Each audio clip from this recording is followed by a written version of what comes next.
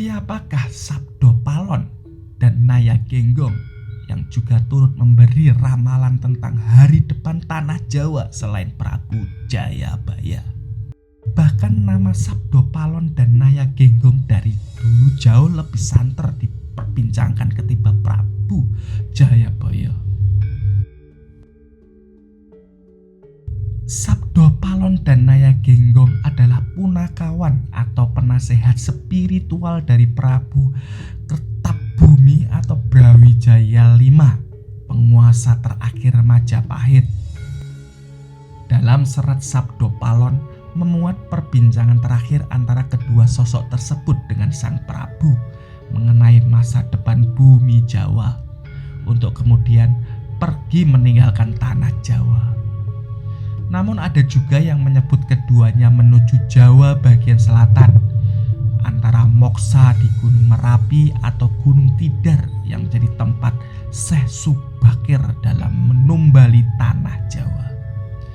Diceritakan pada masa dahulu, Pulau Jawa terkenal angker dan dikuasai roh halus Ki Semar Badrayana, sampai kemudian datang Syekh Subakir yang diutus Sultan Turki Sultan Muhammad I untuk siar agama Islam di tanah Jawa.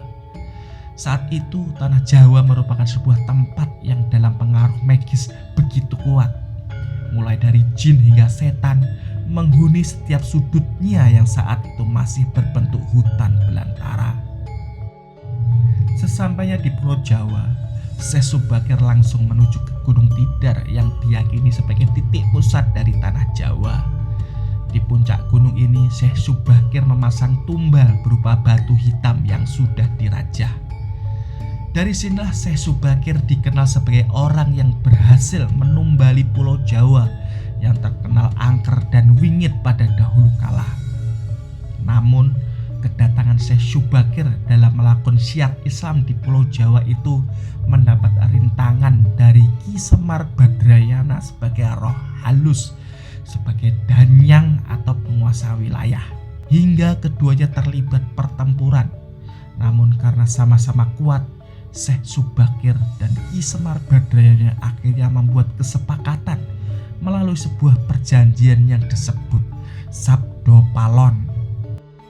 Berikut 4 perjanjian Sabdopalon antara Syekh Subakir dan Ki Semar Badrayana. Penyebaran ajaran Islam tidak boleh dilakukan dengan cara paksaan, apalagi dengan jalan peperangan. Penyebaran Islam di tanah Jawa harus dilakukan dengan cara halus dan memberikan keleluasaan bagi penduduk Jawa untuk memilih masuk dalam agama Islam atau tetap meyakini kepercayaan sebelumnya. Akulturasi antara Islam dengan budaya Jawa dalam pendirian tempat peribadatan. Meskipun tempat peribadatan tersebut dari luar memiliki gaya asli Jawa, namun di dalamnya ajaran-ajaran Islam disebarluaskan.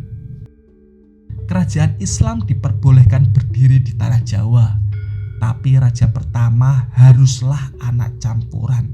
Maksudnya, orang tua sang raja memiliki campuran agama. Jika bapaknya Hindu, ibunya Islam. Sebaliknya jika bapaknya Islam, ibunya Hindu. Tidak boleh mengubah orang Jawa menjadi orang yang ke-Arab-Araban. Biarlah padi tetap ditanam di sawah dan kurma tetap ditanam di padang pasir. Lalu seperti apa wujud Ki Semar Badrayana yang dari namanya sangat familiar di dalam tokoh pewayangannya yang dikenal dengan nama Semar? Wujud fisiknya sangat unik dengan tubuhnya yang bulat, mata sembab tetapi selalu tersenyum. Meski berwajah tua, namun potongan rambutnya memiliki kuncung seperti anak kecil. Ia berkelamin laki-laki, tetapi memiliki payudara seperti perempuan, sebagai simbol pria dan wanita. Tokoh Semar pertama kali ditemukan dalam karya sastra zaman kerajaan Majapahit berjudul Sudamala. Selain dalam bentuk kakawin, kisah Sudamala juga dipahat sebagai relief dalam candi Sukuh yang berangka tahun 1437.